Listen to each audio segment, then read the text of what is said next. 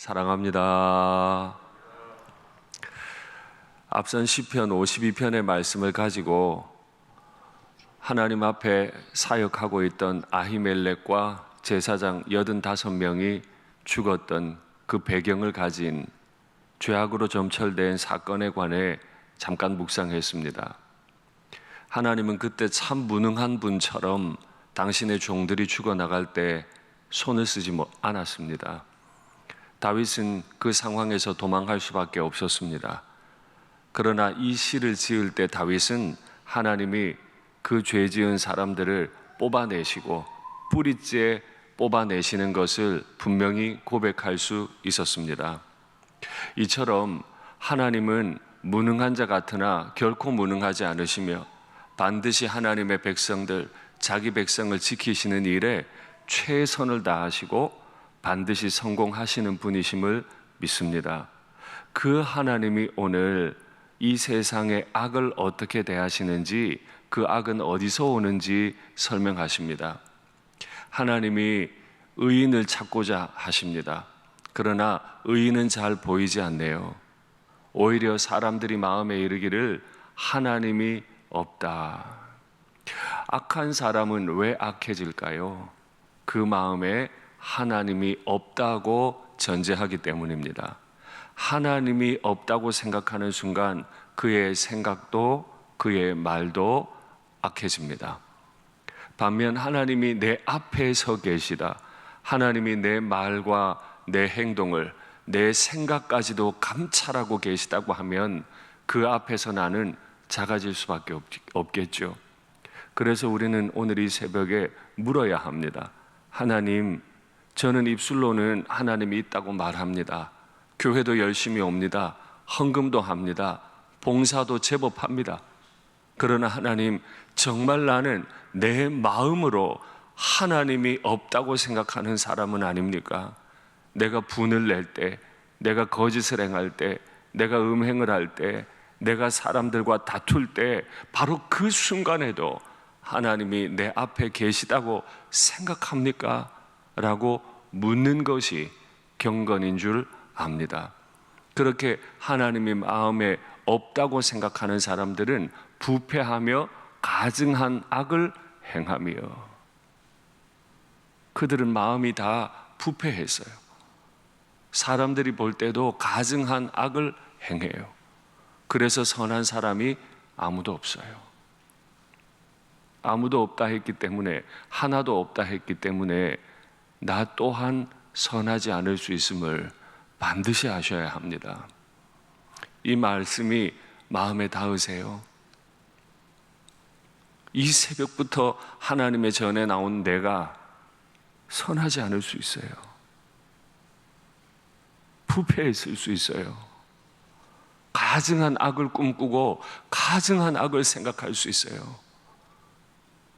그런 내가 하나님 앞에 나와 기도를 하고 찬양하고 예물 드리고 내 생각을 말한다는 게 얼마나 두려운 일인지요.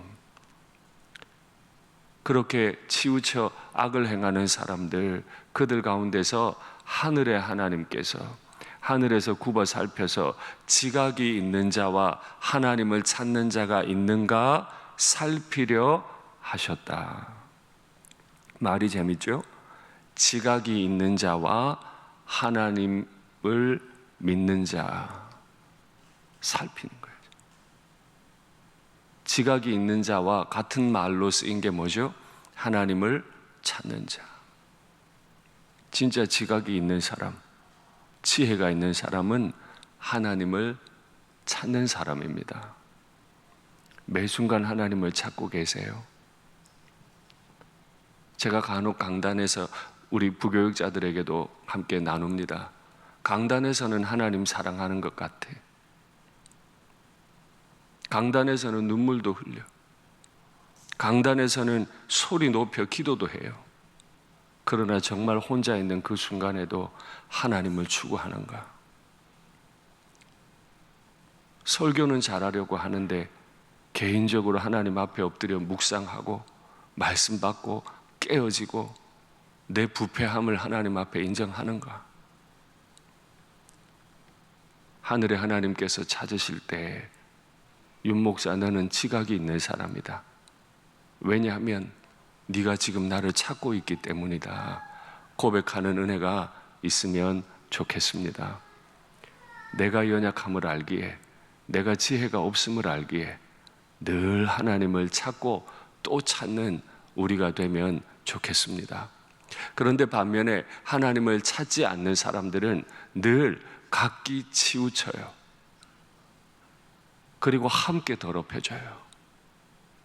늘 그 사람은 하나님을 정조준하고 하나님 나라를 이루는데 turn aside, 옆으로 치우쳐 버려요. 정방향으로 가지 못해요. 교회를 와서 하나님 앞에 예배를 드리는데 하나님을 추구하지 않아요. 하나님의 예배의 자리에 오긴 왔어요. 그러나 그 자리에서 치우쳐요. turn aside 됐어요. 옆으로 비껴나가 버려요. 하나님을 부르나 나 자신을 부르고, 하나님을 사모하는 것 같으나 내게 복 주실 하나님 바라보고, 교회에서 열심을 내나 내 마음에 맞는 교회 만들고 싶고, 늘 언제나 거기 있어요. 그러나 치우쳤어요. 그래서 부패해요. 그래서 하늘에서 하나님이 굽어 살펴도 선을 행하는 자가 하나도 없는 거예요. 그래서 오늘 우리는 정말 두려운 마음으로 하나님 앞에 서야 합니다. 하나님, 내가 하나님께 대해 열심히 있는데, 성경에 대해 열심히 있는데, 성전에 대해 열심히 있는데, 내 지혜, 내 지식은 내 속에서 치우친 거 아닙니까? 하나님이 없다 하는 자처럼 혹 치우친 거 아닙니까? 그래서 기도하는 건 많이 아프죠. 이걸 발견해야 하니까, 이걸 하나님 앞에 확인해야 하니까. 그런데 지각이 없어서 하나님이 없다고 하는, 하나님을 찾지 않는 그 사람들에게서 나타나는 특징은 그 백성, 하나님이 사랑하신 백성을 삼켜요. 가난하고 힘이 없고 교회에서도 나온 지 얼마 되지 않고 재정이 연약하고 봉사할 시간이 없는 그들을 다 삼켜버려요. 내 마음대로 말해요. 하나님의 마음이 얼마나 아프실까 생각해 봅니다. 그러면 하나님은 가만히 계실까요? 가만히 계시지 않습니다. 그들이 권세 있는 것처럼 움직일 때 하나님은 결코 가만히 계시지 않으시며 그들을 뼈를 흩어버리세요. 완전히 꺾어버리시죠. 너를 대항하여 진친 그들의 뼈를 흩으시리로다. 여기서 너는 시인이 시를 짓는 자신과 구별하는 거죠. 하나님을 갈망하고 고통 가운데 하나님의 구원을 바라고 있는 그 백성들을 너라고 불렀어요. 바로 그 너를 대항하여 진친 그들의 뼈를 완전히 꺾어버리고 흩어버리실 거다. 하나님이 무능한 자처럼 도액이 칼을 들어 85명의 제사장들을 죽일 때, 그 마을 주민들을 다 죽일 때 가만히 있는 것 같았으나 마침내 하나님이 그들을 멸하시고 붙잡고 뽑아내시는 그 역사를 행하신 것처럼 하나님은 반드시 부르짖는 자들의 기도를 들으시고 구원하실 줄 믿습니다. 그래서 시인은 마지막 절에서 노래해요. 시온에서 구원할 자가 누구냐? 포로된 것을 돌이키실 때 야곱이 즐거워하고 이스라엘이 기뻐하리로다. 어쩌면 우리는 기도의 자리에서 이 하나님을 만나고 싶어 하는지도 모릅니다. 정말 다 치우쳤어요. 다 부패했어요. 백성을 집어삼켜요. 그래서 억울한 일들도 많습니다. 그러나 우리는 기도 시간에 하나님 한 분을 만납니다.